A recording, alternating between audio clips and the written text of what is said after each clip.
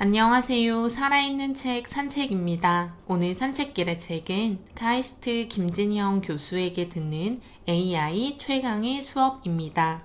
어쩔 수 없이 모든 사람이 AI에 대해서 알아가야 하는 시대로 접어든 지금 인공지능에 대해서는 필수적인 지식이 되었다고 해도 과언이 아닌데요. 초중등학교에서 정보, 소프트웨어 교육 등이 무조건 이루어지고 있는 부분을 보고 4, 5살 아이들이 TV에게 좋아하는 프로그램을 틀어달라고 이야기하는 것만 보더라도 인공지능과 AI는 우리 곁에 가까이 있다는 느낌이 듭니다. 책의 표지에 나온 것처럼 초지능시대 보통 사람들을 위한 최소한의 지식이라고 표현이 되어 있지만 읽으면서 개인적으로는 어려웠습니다. 그럼에도 불구하고 인공지능 AI라고 생각만 했던 것들이 정확히 어떻게 구축이 되는 것이고 왜 중요한 것인지 등을 알게 되어 힘들어도 읽어보면 좋은 책이라는 생각이 듭니다. 대한민국 대표 인공지능 분야 과학자 김진형 교수는 1세대 소프트웨어 개발자라고 합니다. 미국 휴지 연구소에서 인공지능을 연구했으며 1985년 카이스트 전산학과 인공지능 연구실을 이끌며 전문 인력을 양성했다고 하는데요.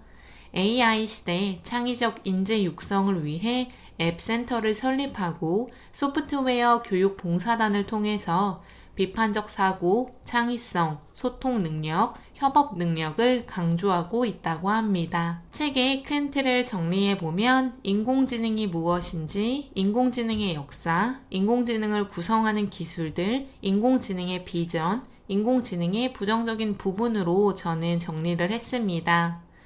더 많은 것들을 이야기하고 있지만 5가지만 확실하게 알아도 충분히 인공지능에 대해 기초적인 지식을 가지게 된다고 생각합니다. 자율주행 자동차, 의료 분야, 주식, 법률, 농업, 예술, 일자리 등 인공지능이 이야기되지 않고 있는 산업을 꼽기 힘들 정도인데요. 전 세계적으로 인공지능은 화두가 되고 있습니다. 이 책에서는 인공지능을 한 가지로만 정의하고 있지 않는데요. 여러 관점으로 이야기를 하고 있습니다. 센서를 통해 외부 환경을 지각하고 액추에이터를 통해 외부 환경에 영향을 미치는 행위를 하는 모든 종류의 시스템을 에이전트라고 한다고 하는데요. 용어가 어렵게 느껴지지만 책에 나온 것처럼 사람이 바로 에이전트라고 합니다. 어떤 상황을 보고 자기가 생각하는 대로 지각하고 그에 따른 반응을 행동으로 표현하기 때문인데요. 인공지능은 이런 에이전트를 지능형으로 만들어 가장 합리적인 방법으로 업무를 완성하게 하는 것이라고 볼 수 있다고 합니다. 또 우리가 잘 알고 있는 것처럼 문제를 해결하는 일련의 과정인 알고리즘으로 만들어진 지능을 인공지능이라고 지칭하기도 하고 컴퓨터를 조금 더 똑똑하게 만드는 노력 자체를 인공지능으로 정의한다고 하기도 합니다. 책에서는 인공지능을 약한 또는 좁은 인공지능과 강한 또는 범용 인공지능으로 구분하고 있습니다. 쉽게 구분해보면 전자는 한 분야에서 작동하는 인공지능을 이야기하며 후자는 분야 상관없이 모두 작동되는 인공지능을 말한다고 합니다. 또 인공지능은 항상 윤리적인 딜레마를 수반하는데 이 책에서도 역시 그 부분을 언급하고 있습니다.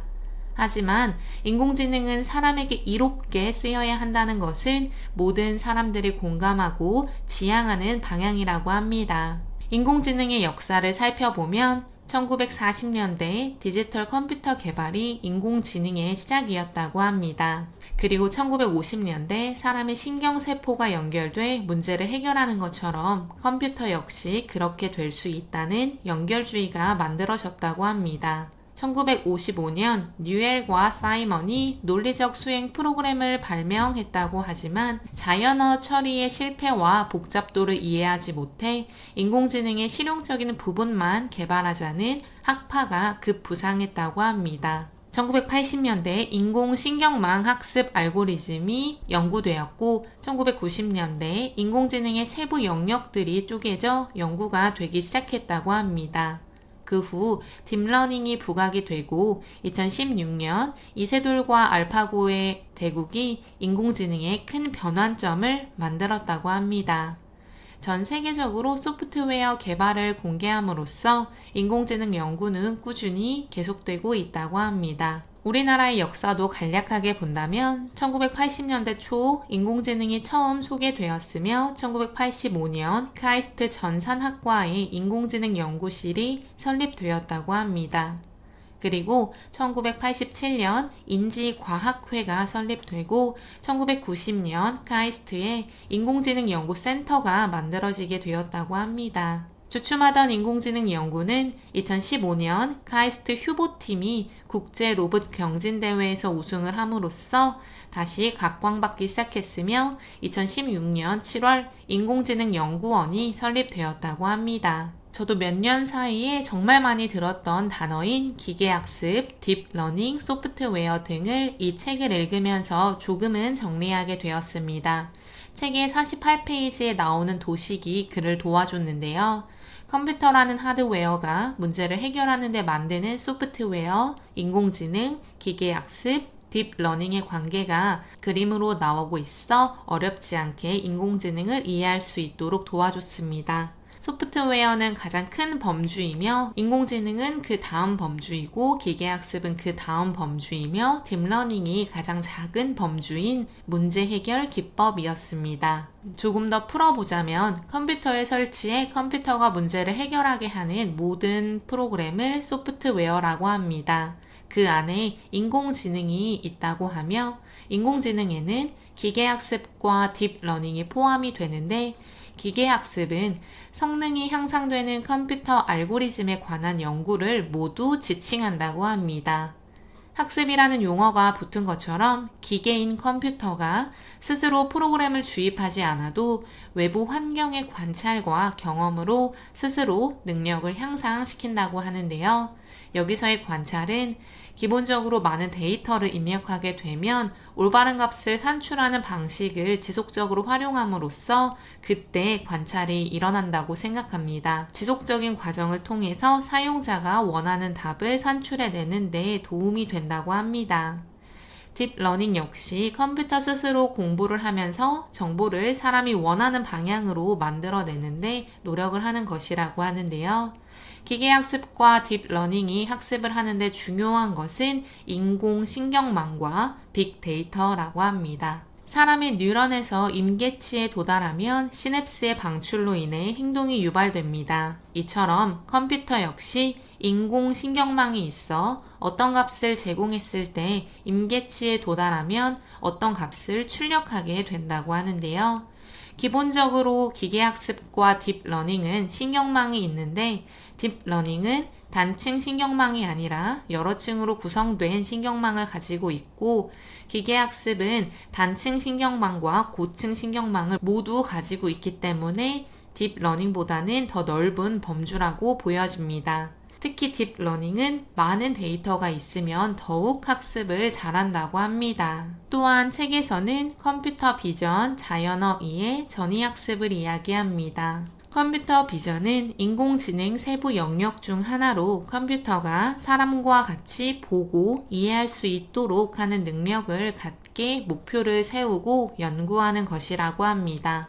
그리고 자연어 이해는 컴퓨터가 사람이 활용하는 언어를 이해하고 서로 의사소통을 할 수 있는 것을 위해 연구를 하는 영역이라고 합니다. 전이학습은 방대한 학습 데이터와 많은 계산이 필요한 딥러닝이 현실적으로 연구되기에는 대기업이나 많은 투자를 받는 대학에서만 가능하다고 하는데 그때 이미 개발된 신경망의 모델을 개방하고 공유하는 것을 통해 성능을 개선시키는 것을 전이학습이라고 합니다. 3부에서 이야기하는 것처럼 인공지능을 지배하는 자가 미래를 지배한다고 하는데요. 이미 너무나 잘 알고 있듯 전 세계적으로 없어지는 일자리가 많다고 합니다. 특히 반복되는 업무를 하는 일자리들은 소멸될 것이고 사람의 손길이 필요하고 독창적인 업무를 하는 일자리는 유지될 것인데요. 하지만 새로운 산업이 등장하면 새로운 직업이 생기는 것처럼 인공지능의 도래로 인해서 산업 구조가 바뀌게 되면 그에 맞는 일자리도 나올 것이라고 합니다. 중요한 것은 변화에 도태되지 않으려고 노력하고 지금까지 갖춘 지식이 앞으로 살아가는 데 필요가 없다면 버릴 수 있도록 해야 하고 새로운 지식을 학습할 수 있도록 하는 자세를 갖는 것이라고 생각합니다. 교육 분야에 관심이 있는 저로서는 국가가 인공지능이 가지고 오는 변화에 적응할 수 있도록 학생들에게 보편적인 교육을 제공해야 한다는 저자의 말에 적극 공감이 되었습니다.